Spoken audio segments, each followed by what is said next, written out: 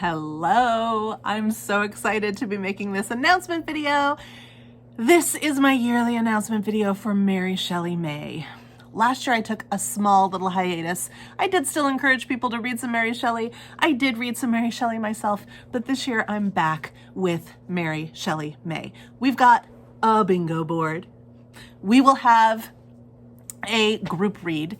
We will have a Discord, and the group read, there's a link for it because you can read it online. It's a short story.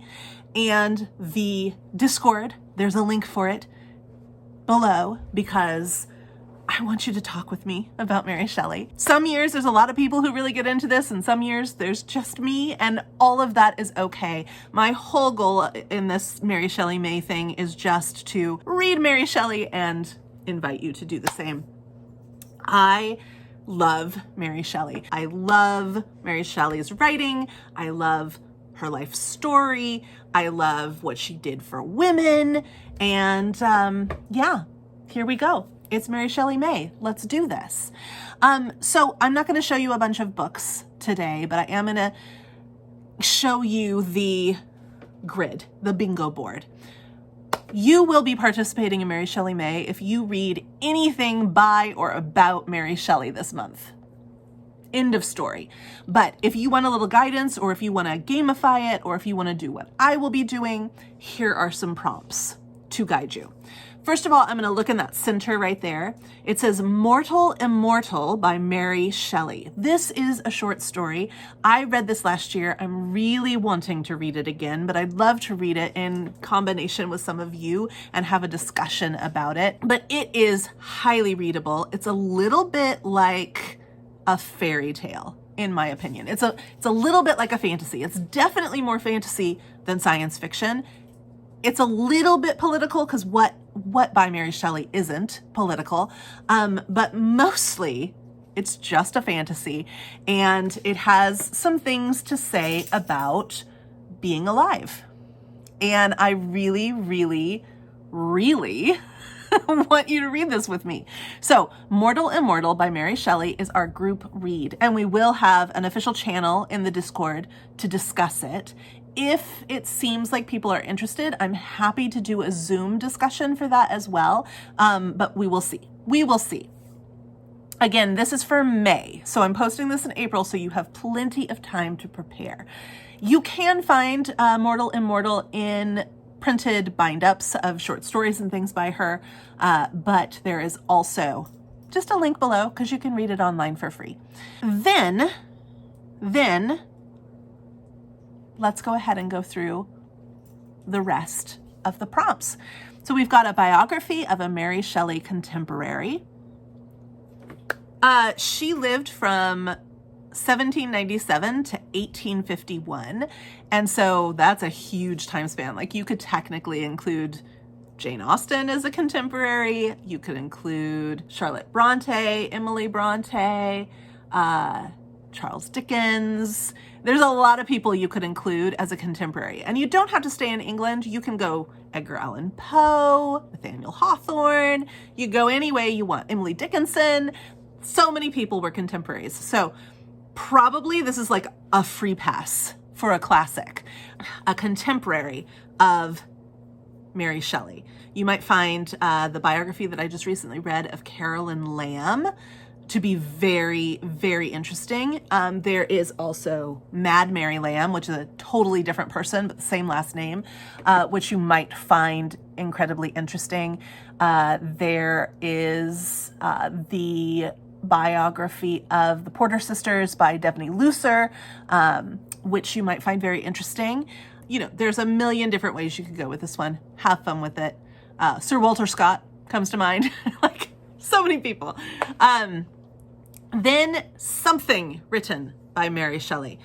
People think that she's only written Frankenstein, but that's simply not the case. I will be reading Transformation, which is another extended short story by Mary Shelley. This one is about this guy named Guido who, while living in Italy, in Genoa, runs into this creature and they decide to change bodies.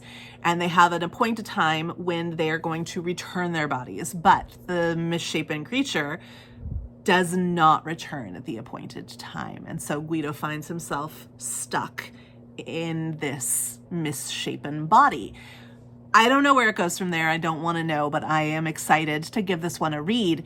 But she has other novels. So some that I have really enjoyed was one called Maurice, or The Fisher's Cot, which is a story she wrote for some children when she was living in Italy, some neighbor children.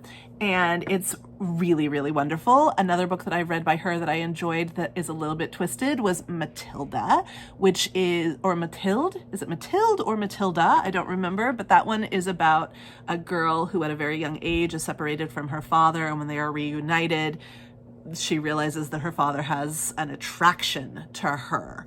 And what will she do about it? Now, before you freak out, this was actually, believe it or not, a very common storyline during the time. And they wrote a lot of these stories about this kind of attraction and overcoming it.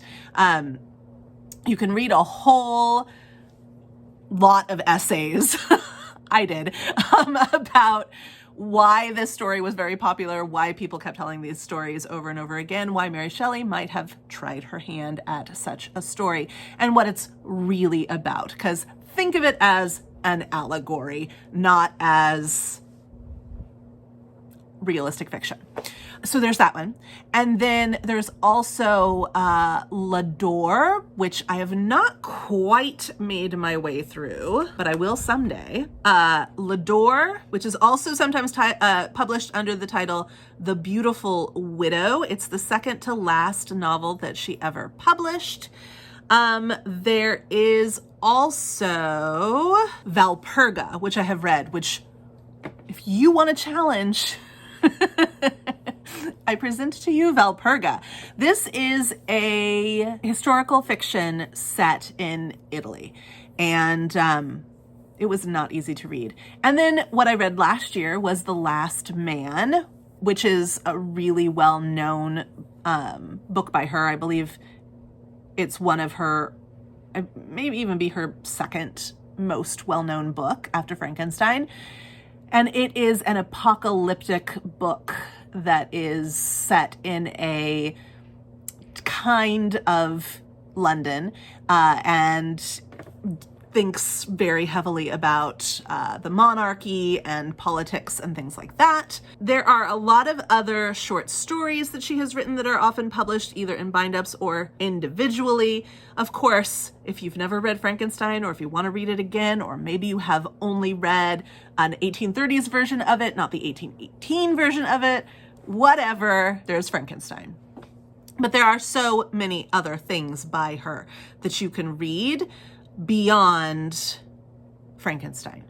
So don't let that be the be-all, end-all of your understanding of Mary Shelley as an author, because she is an amazingly prolific author. You could also read, it just says something written by Mary Shelley, so you could also read her letters, which are incredibly revelatory. Like, she's not holding anything back. She is a romantic. She's from the Romantic period, and she lets it all out there. And so you could really get to know her by reading her letters. Highly recommend that. Highly recommend.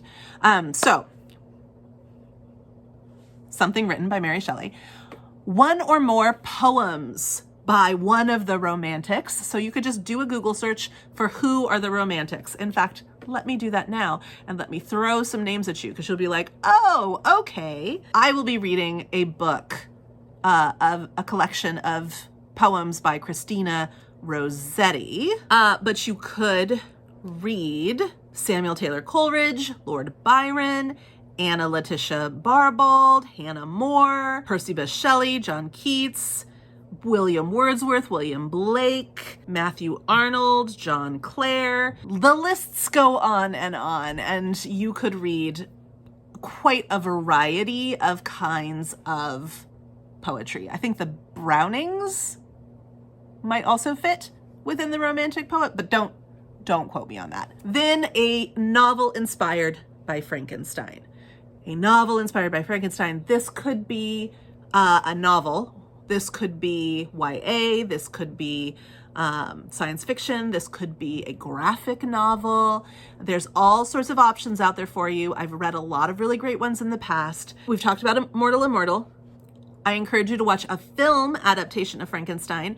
I will be watching one I tried to watch last year, but then just did not get to, and that is Victor Frankenstein with Harry Potter and this other dude whose face I recognize but can't tell you his name. Daniel Radcliffe and, oh, what is that guy's name? Okay, fine, I'll look it up. I may have just tried to do a search for Victor Radcliffe. Victor Frankenstein, Daniel Radcliffe. All right, what's this dude's name? James McAvoy. James McAvoy. I knew his name. I just couldn't think of it in the moment. Come on, cut me some slack. Then we have read something emotional, read something gothic, and read some travel writing. Mary Shelley wrote a lot of travel writing. That's something else that you could read by her. She wrote a lot of travel writing. So something emotional, something gothic, and travel writing. I will be doing a blackout of this board if I can pull it off. You do not have to. Again, remember, to participate in Mary Shelley May, you just have to read one thing by or about Mary Shelley. And so you don't have to do this, or you could just do 3 or whatever. Do it your way. I just want people to love on Mary Shelley. I want there to be more Mary Shelley stuff coming out all the time, more biographies, more republications of her work, on a wider scale, more retellings. I want more Mary Shelley. So that's why I'm here. Also just because I love her. And so I like to celebrate her, and May and Mary are very alliterative. So here we are, Mary Shelley May, once again. But something emotional for me, you know I really don't like to read books that emotionally manipulate me. But I'm going to go ahead and read a book called A Ghost in the Throat by this woman with this very beautiful Irish name, which I cannot pronounce, so I will not try. But it says, when we first met, I was a child, and she had been dead for centuries. On discovering her murdered husband's body, an 18th century Irish noblewoman drinks handfuls of his blood and composes an extraordinary lament. The poem travels through the centuries, finding its way to a new mother who has narrowly avoided her own fatal tragedy. When she realizes that the literature dedicated to the poem reduces this person's life to flimsy sketches, she wants more: the details of the poet's girlhood and old age, her unique rages, joys, sorrows, and desires, the shape of her days, and the site of her final place of rest. What follows is an adventure in which the author sets out to discover the poet's erased life, and in doing so discovers her own. Moving fluidly between past and present, quest and elegy, poetry and those who make it, A Ghost in the Throat is a shape-shifting book, a record of literary obsession, a narrative about the erasure of a people, of a language, of women, a meditation on motherhood and on translation, and an unforgettable story about finding your voice by freeing another's. Will it be emotional? Yeah, I think so. But you don't have to do this. You can read some Frederick Bachman if you like. Because of what I just said about Mary Shelley's letters and the fact that she is one of the Romantic era writers, she is a romantic, and they are very much ruled by their passions. So I didn't want to say read a passionate book because I didn't want people to just read romance. I wanted to say an emotional book. But emotion runs the full gamut when you are a romantic. So it could be emotions that it could be an emotion like anger or passion or love or sorrow. I think, or wonder, like so many emotions out there. So just read an emotional book that has big feelings, and you will be reading like a romantic, and that is my goal for that prompt. I will be reading A Ghost in the Throat. That sounds absolutely fascinating to me. It reminds me a little bit of, and I hope it ends up being a little bit like, The Witch of Ai, which is one of my favorite essay books of all time. Then I say something Gothic. You can read a classic Gothic book if you like. Of course you can. You can read something that is contemporary Gothic, Southern Gothic. You can read some Udolpho. You could, like The Mysteries of Udolpho, Anne Radcliffe, or you could read something like what I'm going to read, which is Stranger Diaries by Ellie Griffiths. I've never read an Ellie Griffiths, but this one sounds like a nice kind of funky sort of a story. So I will be reading Stranger Diaries by Ellie Griffith. And this is the first in a series of books, which maybe I'll find a new series I love. I don't know. Or maybe it'll just be a one-off. So it says, Claire Cassidy is no stranger to murder. A high school teacher specializing in the Gothic writer R.M. Holland, she even teaches a course on him. But when one of Claire's colleagues is found dead with a fine line from Holland's iconic story The Stranger left by her body, Claire is horrified to see her life collide with her favorite literature. The police suspect the killer is someone Claire knows. Unsure whom to trust, she turns to her diary, the only outlet for her suspicions and fears. Then one day she notices something odd, writing that isn't hers, left on the page of an old diary. Hello, Claire. You don't know me. Claire becomes more certain than ever. The stranger has come to terrifying life. But can the ending be rewritten in time? So I will be reading that one. And then finally, travel writing. So you could read travel writing written by Mary Shelley and do both something by Mary Shelley and travel writing. You could read travel writing. There's those anthologies that come out every year of like the best travel writing of a particular year. You could read a story of like, I love to read those books about like people moving from England to France and buying an old house and fixing it up. I love those stories. You could read all sorts of kinds of books about travel writing. You could even read fiction about travel writing, like what is that one step forward, two steps back, or the dude from Pretty in Pink. What is his name? He's part of the Brat Pack.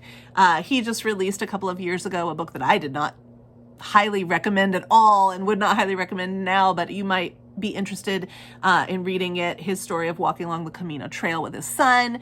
There's just travel writing. Travel writing looks like a lot of different things.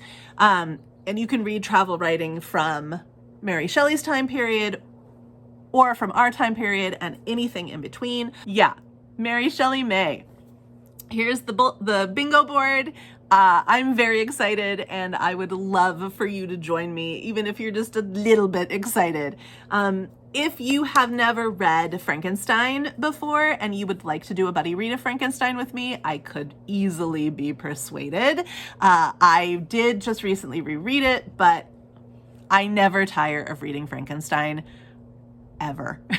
So if you would like to do a buddy read, please let me know. I would be very happy to do a buddy read of Frankenstein this year. Again, Mary Shelley May starts on May 1st. This is the announcement. Bookmark it if you're going to want to come back to it. There will be links to things down in the information box below, probably embedded within the link tree. And there will be posts on my Bookstagram account as we get closer and closer to the start. Let's have a great Mary Shelley May, friends. And in between now and then, let's go read.